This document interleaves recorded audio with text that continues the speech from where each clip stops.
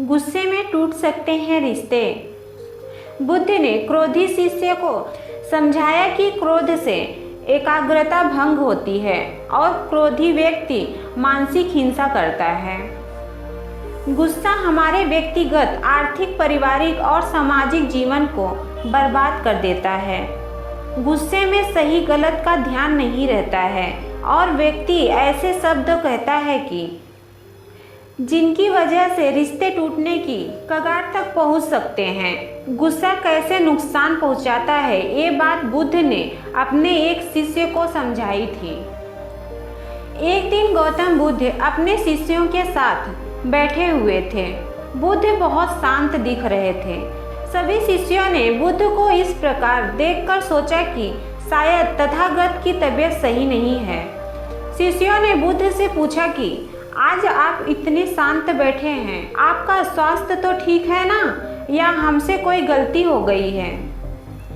शिष्यों का प्रश्न सुनने के बाद भी बुद्ध कुछ नहीं बोले, चुपचाप बैठे रहे। उस समय एक शिष्य अन्य शिष्यों से दूर खड़ा हुआ था। वह वहीं से जोर जोर से चिल्लाया, आज मुझे यहाँ बैठने की अनुमति क्यों है? बुद्ध आंखें बंद करके ध्यान में बैठे हुए थे। बुद्ध की ओर से कोई उत्तर न मिलने पर वह शिष्य फिर से और जोर से चिल्लाया, मुझे प्रवेश की अनुमति क्यों नहीं दी गई है? इस बार बुद्ध ने आंखें खोली और अपने शिष्यों से बोले, वह अछूत है, इस कारण उसे यहाँ आने की अनुमति नहीं दे सकते। ये सुनकर सभी शिष्य को हैरानी हुई कि बुद्ध भेदभाव वाली बात कैसे कर सकते हैं। कुछ शिष्यों ने कहा कि हमारे धर्म में तो जात पात का कोई भेदभाव है ही नहीं, फिर वह अछूत कैसे हो गया? बुद्ध ने कहा, आज वह गुस्सा कर रहा है। गुस्सा हमारे मन को अशांत कर देता है। क्रोध करना मानसिक हिंसा करना है।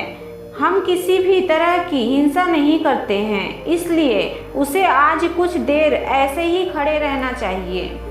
क्रोधी शिष्य भी बुद्ध की बात को सुन रहा था। अब उसे अपने व्यवहार पर पछतावा होने लगा। वह समझ चुका था कि अहिंसा ही धर्म है। क्रोध की वजह से रिश्ते टूट सकते हैं। वह बुद्ध से और अपने साथियों से दूर हो सकता है। इसके बाद उसने बुद्ध और सभी शिष्यों के सामने संकल्प लिया कि अब से वह कभी भी गुस्सा नहीं करेगा। हमें भी गुस्से से बचना चाहिए।